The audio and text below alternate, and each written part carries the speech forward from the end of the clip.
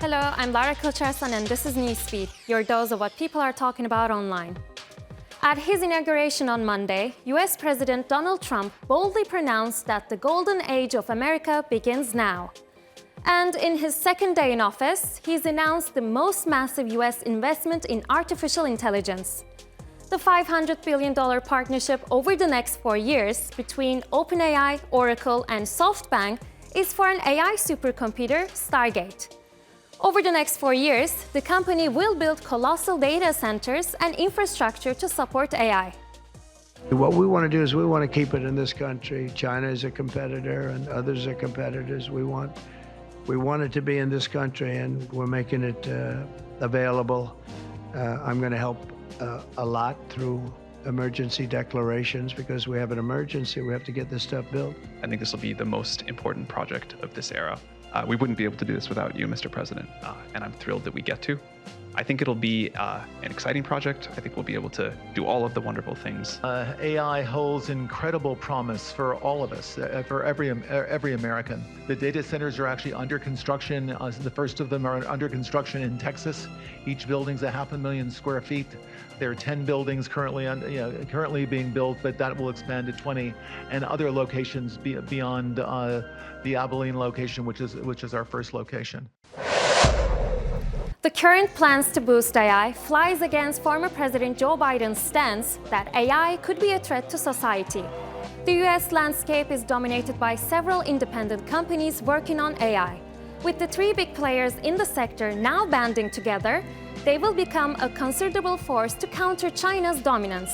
Stargate's technology will make it easier to detect diseases such as cancer and possibly develop customized vaccines.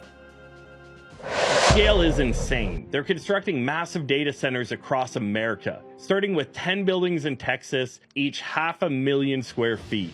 And that's just the beginning. Oracle is already building AI for healthcare, using it to analyze medical records and create cancer detection systems that could diagnose from a simple blood test. They're even developing personalized cancer vaccines that can be produced in just 48 hours using AI and robotics. But here's what makes this truly huge. SoftBank's Massa originally planned to invest $100 billion, but after seeing the project's potential, he increased it to $500 billion.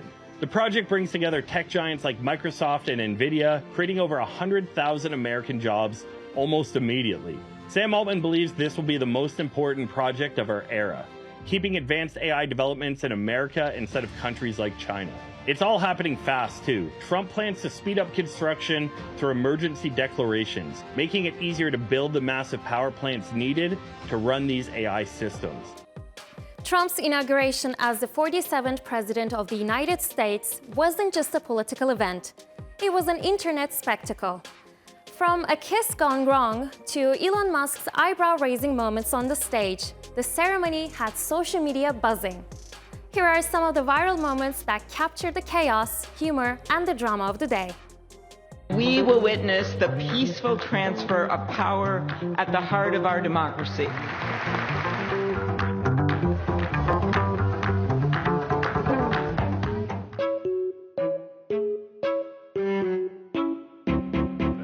Thank you.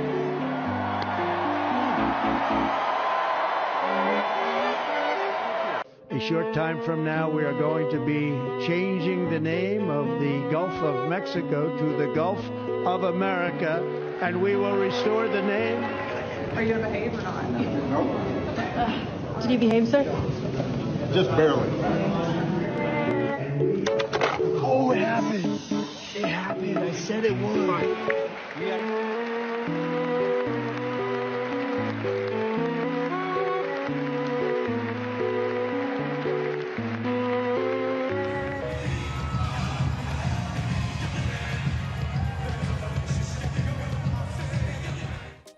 And Musk's hand gesture has taken on a life of its own.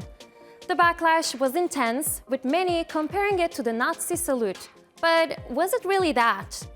Compare it with what you see on your screen right now.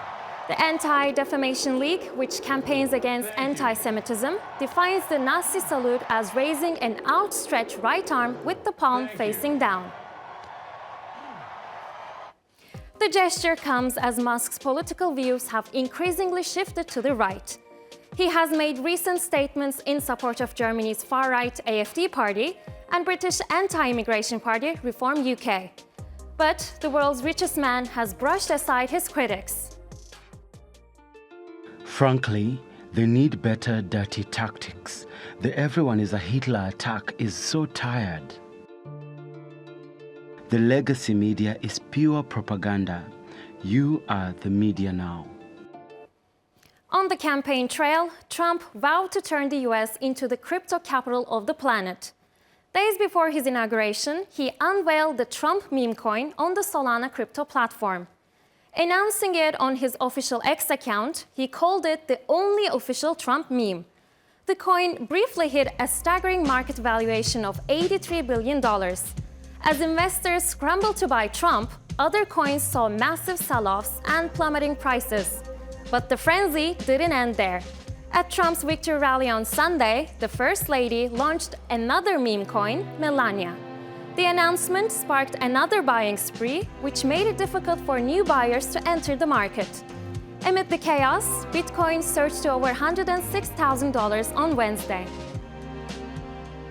Just 3 years ago, Trump called cryptocurrencies a scam and warned they threatened the dominance of the US dollar on the global stage. Now, with the launch of the meme coins, many are left wondering, is this a bold step into the future of finance or just another layer of unpredictability in the crypto world? We begin to see the normalization and tokenization of literally everything, from ideas to trends to products. Everything is becoming commoditized and tokenized, and you begin to understand that money's not real. The only money that exists, the hardest money, is Bitcoin, which you never sell.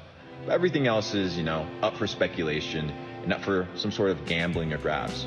The next 4 years, this space is going to be absolutely insane.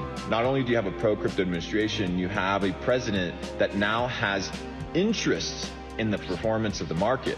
They will be dictating policy inside of crypto. And if you think it's going to be strict, and if you think it's going to be some sort of communistic approach towards crypto, you're very much mistaken.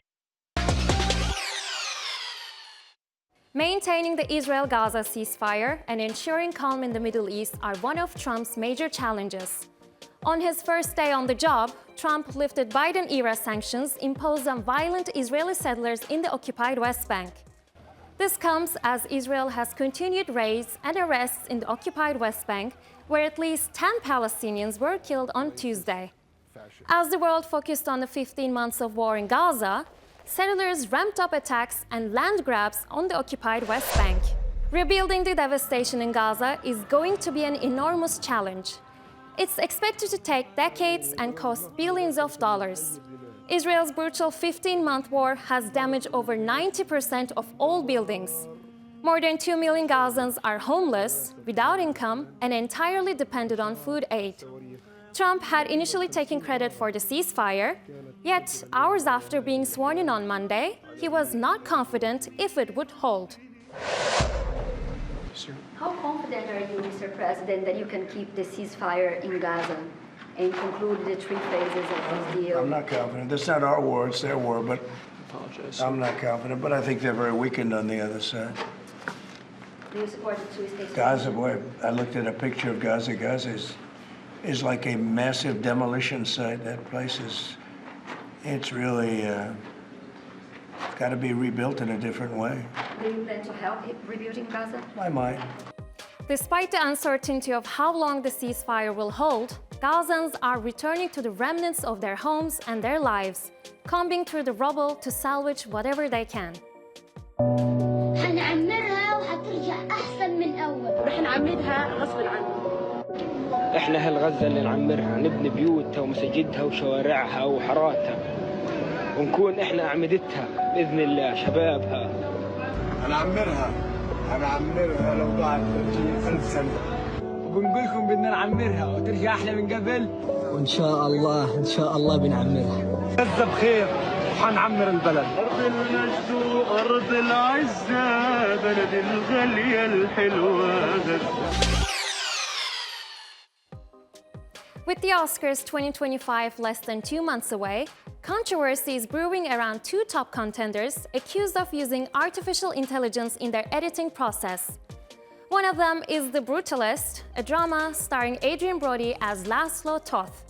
The film tells the story of a Hungarian-born Jewish architect who survives the Holocaust and immigrates to the United States, where he struggles to achieve the American dream. In a recent interview, The Brutalist's editor openly admitted to using AI in two parts of the film. He says the AI tool Respeecher was used to make the Hungarian spoken in the movie sound flawless to native speakers. AI controversy has also hit Jack Audio's gangster musical Emilia Perez. It's been revealed that AI cloning was used to enhance the singing voice of Carla Sofia Gascon, who plays Emilia. The film's re-recording mixer defended the decision, saying it was necessary to extend Gascon's vocal range. But fans are divided, with some arguing that using AI should be an instant disqualification. A lot of other movies, they use a little AI to tweak voices, but come on, with Adrien Brody being awarded everywhere for his performance, and there are things out there to help him, it doesn't look good. But I think the worst of all is them using AI near the end of the film to show all of the architect, like the drawings and the finished buildings and the styles. They said they used it, part of it was to make the process faster. That's pretty much saying that we didn't have time or money to pay these people to do it. And it really contradicts like what the movie's about, because how the whole point is people actually building these things, but you're using AI? Come on. The sound of a crackling fire, a cup of hot cocoa, and a cat curled up at your feet. This is the cozy image many have when they think of knitting. Beyond its charm, knitting offers real benefits. Research shows it can help people cope with mental health issues. Younger generations have also embraced the craft to cut down on screen time and de-stress, making this age-old craft cooler than ever. Knitting has changed my life. Why aren't we talking more about the insane benefits of knitting?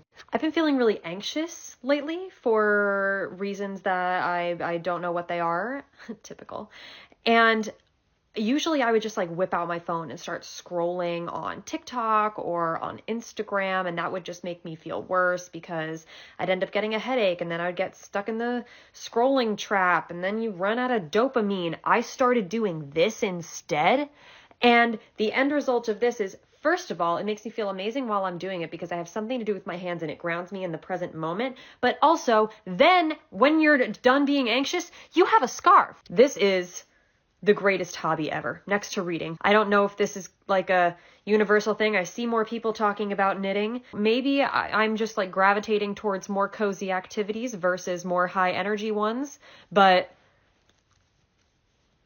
get on the knit train, guys. Now this story is for all the stargazers and astrology lovers out there. The night sky in January offers an exciting event known as the Planetary Parade. Throughout the month, you can spot 4 bright planets, Venus, Saturn, Jupiter, and Mars, lining up in the evening sky. With a telescope, you might even catch a glimpse of Uranus and Neptune. Get ready for a celestial show. The planets look like they've lined up in the night sky, but they're not really aligned. In fact, the planets have never ever formed a perfect line in space, and they never will. The solar system will be destroyed before they even have a chance. But at least they'll look aligned this entire month. That's because Venus, Mars, Saturn, Neptune, Uranus, and Jupiter will all be on the same side of the sun as us. My apologies to Pluto and Mercury. So when we're not facing the sun during the daytime, we can see these planets. Kind of. You can't see Uranus or Neptune without a telescope, but they're there. These planets aren't going to form a line. They're going to form an arc in the night sky, and what you're seeing is the plane of the solar system. The Earth isn't flat, but the solar system kind of is. This is very cool to see because what you're basically seeing is the plane of dust and gas that Earth and every other planet in the solar system rolled up like a snowball from. And you can use any free stargazing app to help you find all the planets. Happy stargazing! Sounds amazing. Make sure you don't miss this once-in-a-lifetime spectacle. And that's our show. Find our latest stuff on YouTube and do subscribe to our channel. See you soon.